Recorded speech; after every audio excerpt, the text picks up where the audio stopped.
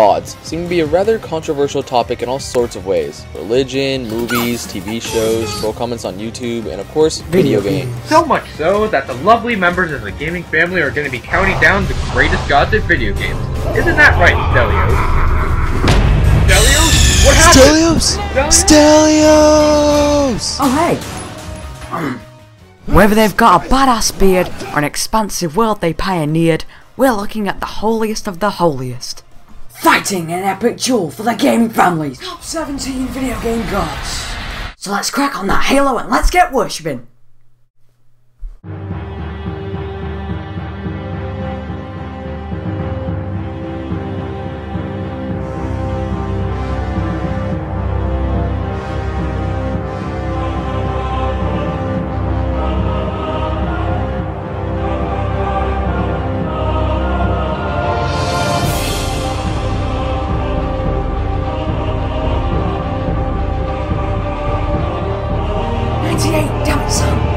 Starting off the list, we have Death from the Castlevania series.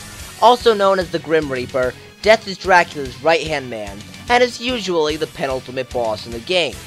Because of how inconsistent the Castlevania series is, Death is either the actual Grim Reaper, or he's the god of death.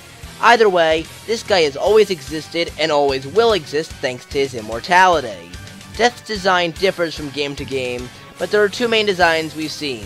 There's the classic design of the skeleton in a black robe that we see in most games, and there's the bare skeleton look that he has in Castlevania Judgment. Either way, he's always seen with his iconic scythe. As long as I've brought up Castlevania Judgment, I may as well talk about him there. His scythe is incredibly satisfying to use, and if you're a fan of projectile moves, he's one of the best in the game. The boss fights against him range from incredibly challenging, to bloody awesome, to oh my god, what am I looking at? Aside from being called the God of Death, he truly shows himself to be one with his ability to raise the dead, showing that he is truly the master of death. And as I already mentioned, he is immortal. The reason he's so low is that despite being a god, or in some cases more than a god, he is constantly getting his skeletal ass kicked by a bunch of effeminate guys with whips. Even if he is somewhat weaker than a lot of the other gods on this list, he's still worthy of starting it off.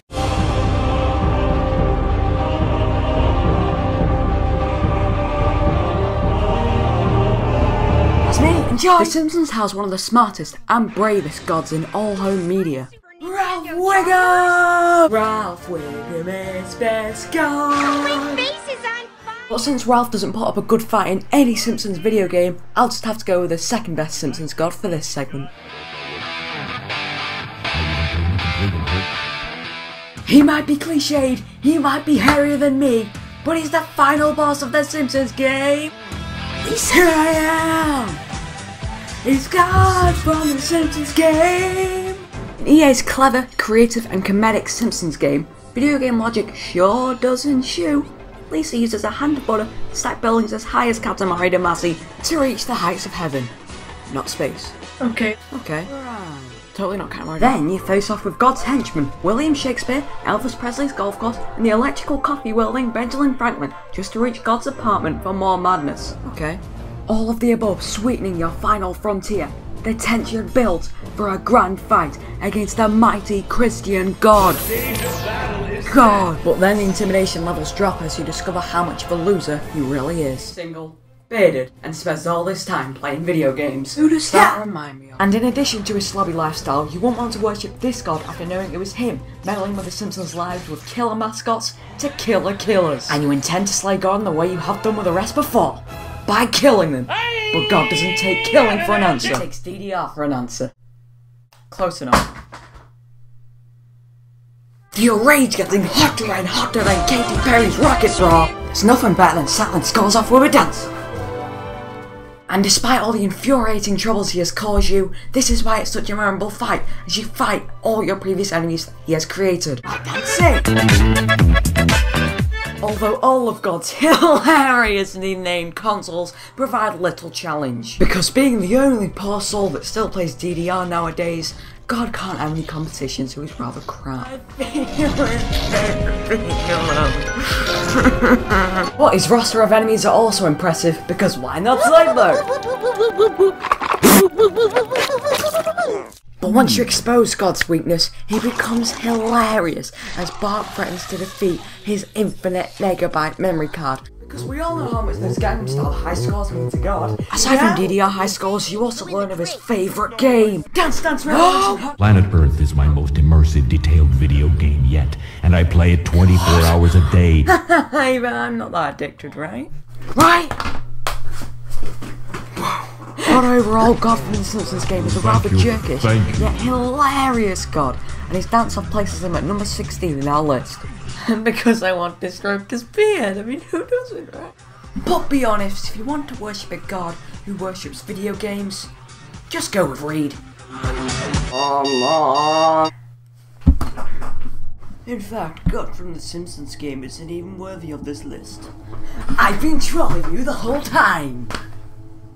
Get ready for this, because the actual number 16 in our list, one of the smartest minds of the 21st century, revolutionizing our planet, the actual God of the Simpsons world. Stop being dumb. Ralph Wiggum. Wow. No surprises. No, I did it. Yes. Daddy, someone's looking at me.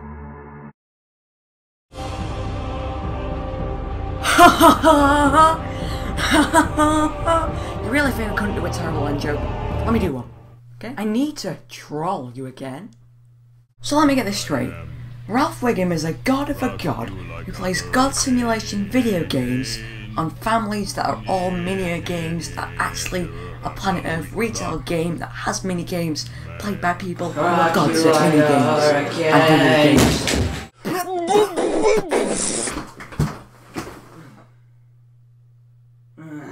Now if you'll excuse God, he needs to go finish the final boss of Oblivion, as Skyrim was out years ago. Speaking of the Elder Scrolls...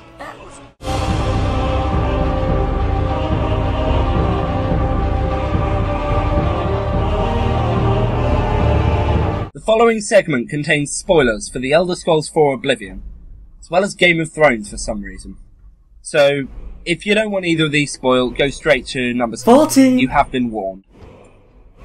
Most gods on this list are key characters in their respective games, quite often having an obvious physical presence, perhaps being a playable character, a protagonist, or an antagonist.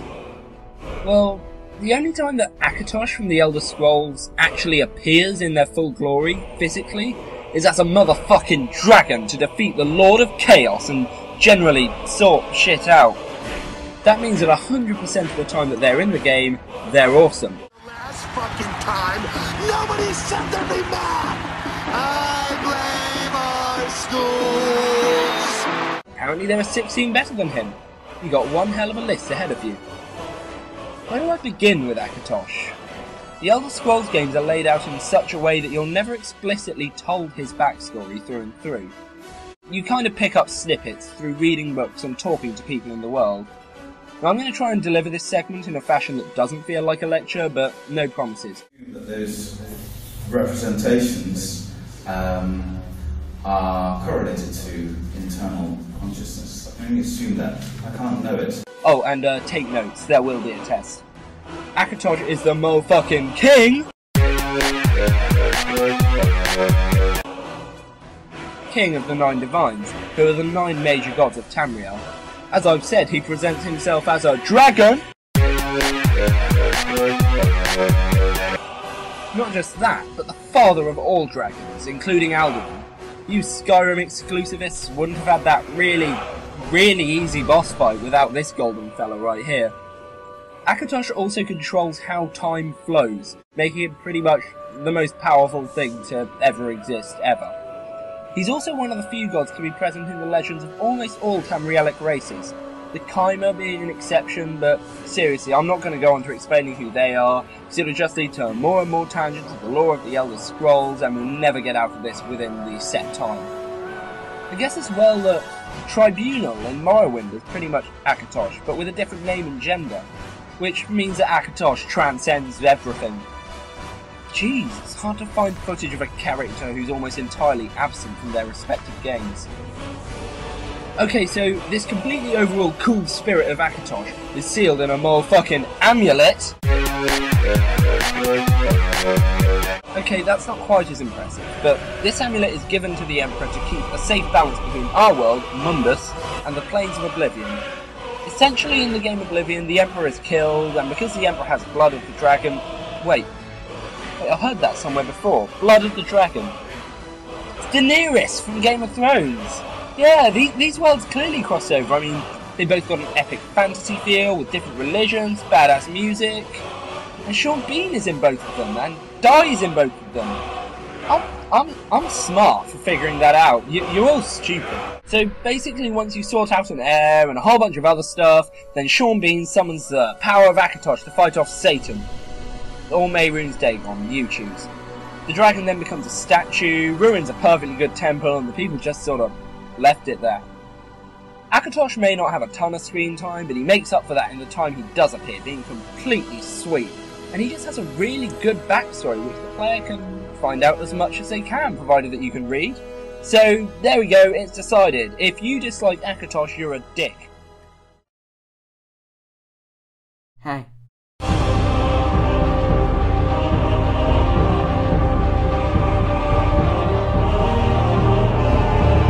Hailing from the Tekken series is the Mean Green Machine himself, Ogre. First appearing in Tekken 3, Ogre stepped forth as one of the most dangerous fighters in the Tekken roster, and he played a huge part in Jin's story, being the supposed killer of his family.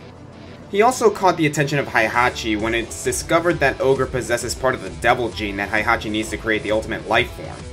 Not much is known about Ogre in the forefront, but further research reveals that he was worshipped by the Aztec tribe, hence the Aztec relics in his design, and while he may seem vicious and wild, he's a completely sentient being. Throughout the series, Ogre's fighting style consists of slow but powerful strikes and some occasional supernatural attacks. And that's just in his human form. When he gets serious, he transforms into true Ogre, a dragon-like creature with a thirst for blood, and finally into monstrous Ogre. The name speaks for itself. I have to admit though, Ogre really does come short as a video game god in my opinion. My first problem is his overall influence. He doesn't really do that much in the games, and he really isn't as bad of a fighting game boss as Shao Kahn or Seth. My second problem is his design. That's not to say his design is bad, in fact it's really cool. However, I can't really look at him and be able to establish that he's a god. A great titan or a legendary being maybe, but not really a god.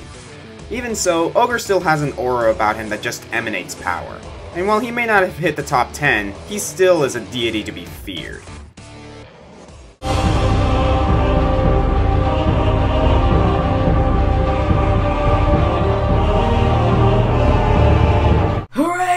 Spoiler warning! Spoilers coming up for the game. The world ends with you. If you do not want this game spoiled, please leave now. You have been warned.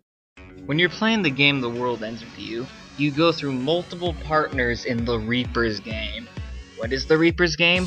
Well, basically after a person dies, they get drawn back to life in this parallel universe where you complete in the Reaper's games, and if you win enough challenges, you are able to be granted a wish to go home.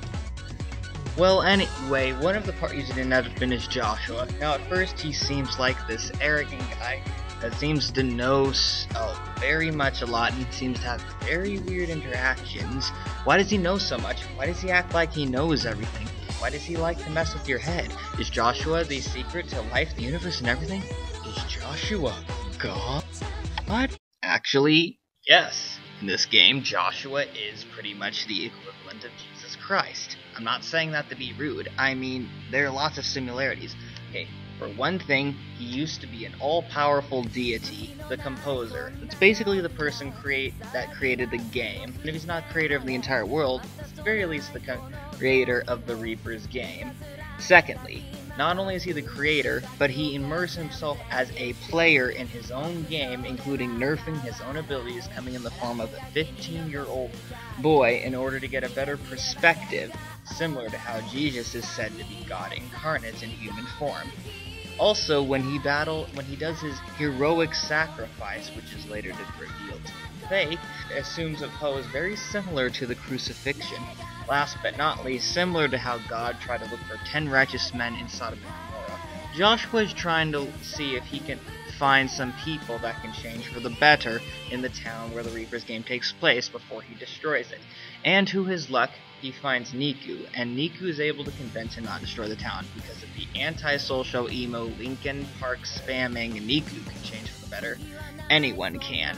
What I really like about Joshua is, opposed to the whole big fire, brimstone kind of Greek mythology pagan gods, this is much more of a classical, like Abrahamic religion type incarnation that's really not focused so much on power, but so much about how the gods' relationships to people. But that doesn't mean he doesn't have some super powerful abilities. Even in his nerd form, he's capable of levitation, and his cell phone can summon things that randomly fall on enemies. Tunes anyone? Not only that, but he can also summon lasers. And that is why Joshua is at this point in this countdown entry. I'm personally disappointed he didn't get any higher. But hey, that's democracy for you.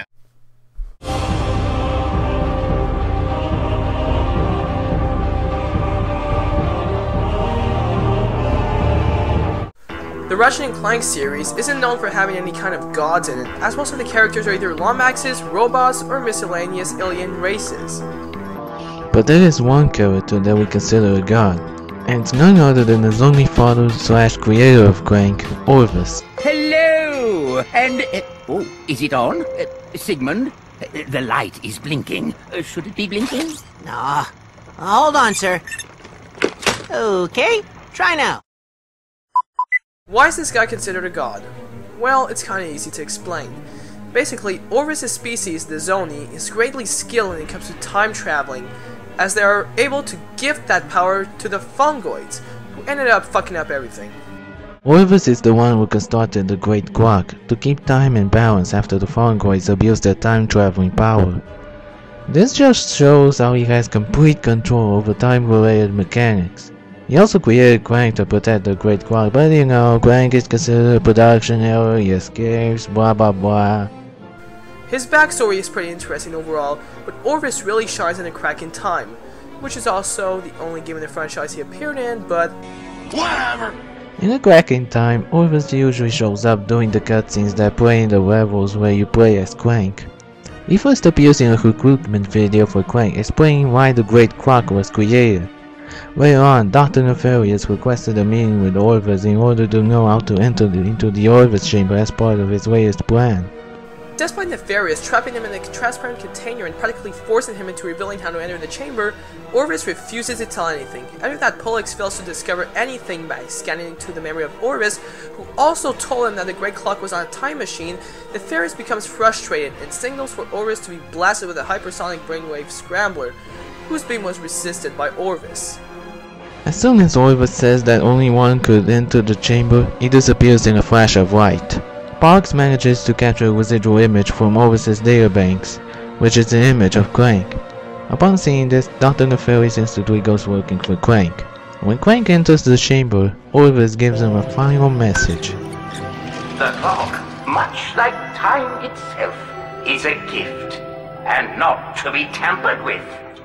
But like any father, my only wish is that my son does that which makes him feel whole. You are an intelligent and logical being, Clank. But intelligence and logic would have been wasted gifts without honor and loyalty. I am proud to see you came into those on your own.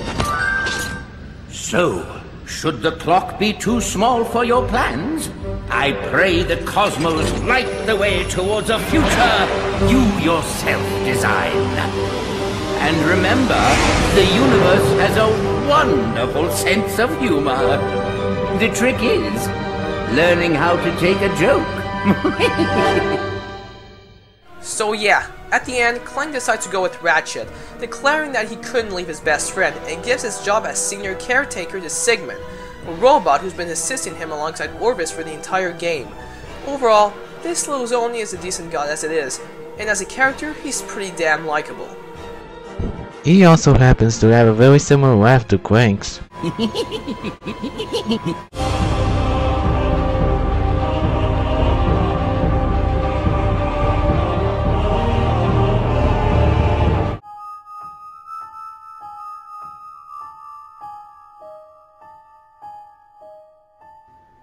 Hold on to your butts and prepare for the worst, because the gaming family is about to dive into Sonic the Hedgehog 2006. So yeah, Sonic 06, possibly the most hated video game of this generation. Look guys, think of this game what you wish, but the gaming family is here to give credit where credit is due. Sure, the controls are stiff and hard to get used to. Sure, the game is glitchy beyond belief. Sure, the characters and voice acting could have been a lot better, but at least, they got Solaris right. According to the game's story, Solaris was originally a small everlasting flame that was worshipped by the people of Soliana. Princess Elise's father, ruler of Soliana at the time, began running tests on the flame in an attempt to tap into its great powers of time travel. Harnessing these powers could allow people to rectify past mistakes, and on a more personal note, let him see his wife again. However, as you would expect, one of the experiments goes haywire, Solaris becomes unstable, forcing it to split into two forms, Mephiles, the conscious mind, and Iblis, the raw power. Mephiles was sealed inside the Scepter of Darkness, and Iblis was sealed inside Elise. 10 years later, the Scepter is shattered, and Mephiles is released. He immediately starts plotting to kill Sonic the Hedgehog in order to make Elise cry to release Iblis. Why does her crying release Iblis, you ask? Because this is a world where a blue hedgehog and a two-tailed fox control time, go Super Saiyan, and eat chili dogs. I think we can give it a free pass. Anyway, after completing the stories of Sonic, Silver, and Shadow, you unlock the last story, in which Mephiles actually succeeds. Yeah, not only does he kill Sonic, but it causes Elise to cry and Iblis to be released, just as he predicted. That's kinda cool. Then when the two do join forces, Solaris' instability begins to tear apart both time and space, trapping the main heroes in the void. That's really cool. But then it turns out that Sonic is only mostly dead, and so they gather the Chaos Emeralds and Elise kisses him to restore him entirely, which, depending on your viewpoint, is either really friggin' awesome or really friggin' uncomfortable. I mean, yeah, it is Sonic the Hedgehog being kissed by a human being, but hey, if a bat and an echidna can have an on-off romantic relationship in this world, and a hedgehog kissing a squirrel is okay, why should we question this? Just throwing it out there. Anyway, Sonic is revived, and him, Silver, and Shadow all transform into their super forms to take out Solaris. In this final boss fight, you control each of the three hedgehogs, attempting to break the shells on Solaris' body in order to get at its weak point. Silver uses his telekinesis to fling the meteors that Solaris throws back at him, Shadow uses his Chaos Spears to attack, and Sonic uses his powered-up homing attack. Just avoid the attacks he throws at you while making sure you don't lose all your rings, and you should be fine. After that, Solaris appears to be defeated, but then he quickly returns in a new form. And then... Maestro!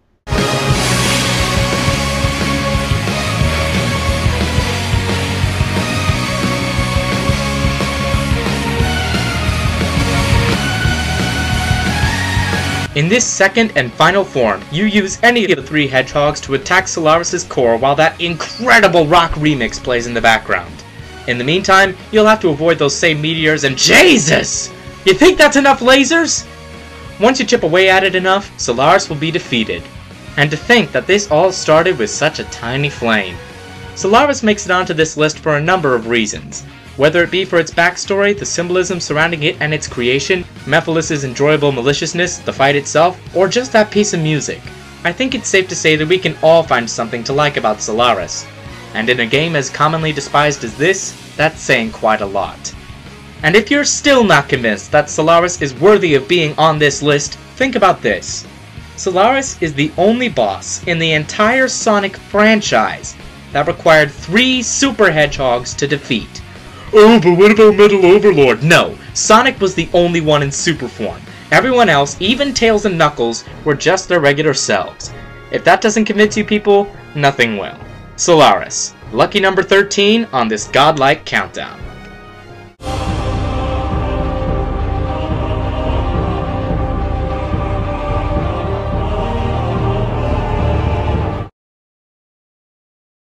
Now, when you think of gods in BlazBlue, you either think of Mu 12, the Sword of the God Slayer, or Hazama, the god of trolling. However, even though some will differ on our choice stating she's not a god, she technically has the qualities of a god, thus we're counting her. So, ladies and gentlemen, boys and girls, children of all ages, I give to you the vampire tea addict herself, Rachel Alucard. Rachel is probably one of, if not the most powerful characters in the BlazBlue universe. She's a vampire observer who spends her free time drinking tea and eating scones. However, despite her status as a vampire, she dislikes drinking blood, which is why Ragna has been her only victim.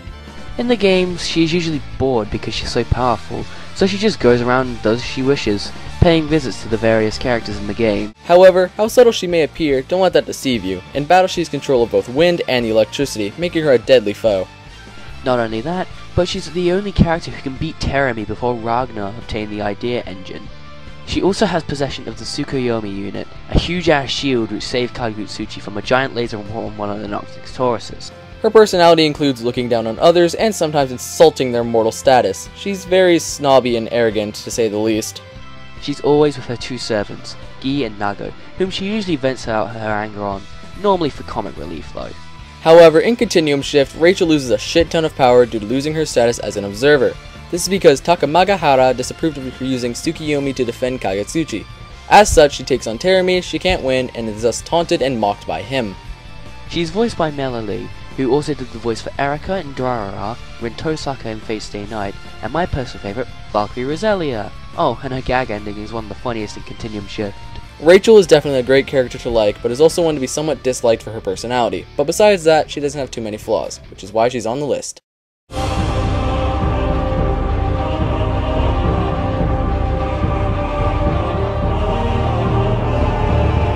Hey, guess what, everyone? What? It's time for me to talk about Duodecim again! No! Oh, suck it up, princess! No! Anyways, where was I? Oh, right, Gods and Duodecim. As some of you most likely know, well, maybe, the plot of the City of Duodecim revolves around the war between the Goddess of Harmony, Cosmos, and the God of Discord, Chaos. And before you ask, yes, I will be talking about one of these two entities today. But the question is, which one? Well, there's Cosmos, the kind-hearted, merciful, motherly goddess who removed her own power and placed them in 10 crystals for the heroes to use to win the war. But then there's Chaos, the sinister, cruel, diabolical god who leads both the Warriors of Discord and the Death-Hungry Mannequins, who also had an absolutely amazing boss battle. This is tricky, but in the end... Get on with it! Yes, get on with it! Okay, fine! Seriously! Anyways, in the end, I'm gonna go for Chaos, because even though the two characters have equal importance in the story, Chaos had an awesome boss fight, which gives him the trump card over Cosmos. Anyways, time for his backstory. Believe it or not, Chaos did not start as a god. He was actually created from a crystal by the scientist Sid as a result of an experiment. Sid had grown attached to his creation and decided to raise him like his own son. However, a military force that Sid worked for wanted Chaos to be used as a weapon in the war they were fighting. Sid reluctantly gave Chaos over, but then created Cosmos and modeled her after his wife, one of the only people Chaos would ever listen to, and sent her to help the military with the disobedient Chaos. While Chaos grew too powerful for the military force's sake, they tried to kill Chaos, Cosmos, Sid, and his wife, but they escaped and were trapped in an alternate realm. The guardian of the realm, Shinryu, offered to help at the price that Cosmos and Chaos would have to lead warriors in battle against each other until Shinryu was powerful enough to open the realm for Sid. Shinryu also blessed both Cosmos and Chaos with his power, thus making them gods. This commenced the cycle of battle, in which the motivation for it all was lost and was seen as a battle of fate from there on. As a god of Discord, Chaos does his job quite well. He commands his warriors well, with very strategic battle plans and decisive thinking, like any blue-haired Fire Emblem lord, and uses his godlike powers to his full advantage, like successfully killing Cosmos. However, his power doesn't limit to just there. He also has a second form, Feral Chaos, a more powerful, more destructive form that he gained after losing so many cycles that his sanity vanished and his want for Discord increased immensely. Overall, Chaos is a perfect example of a well-done god in video games. Now, you're probably wondering, is this finally the last time I'll talk about Duodecim? Well, I'll let Chugga answer this one. No! That was beautiful. Thank you for watching the first part of Gaming Family's Top 20 Video Game Gods. Just click the first two options to see 2 countdowns, likely B98's top 10 speeders in media, and my top 5 most wanted characters for Recipe 4, or 2 LPs below by the Heart Soldier and Sobermont 210 Master, who are all in this countdown. Yeah, we're plugging now. My decision! Enjoy! Thank you for watching. See you at part 2. Bye! Hope you enjoyed.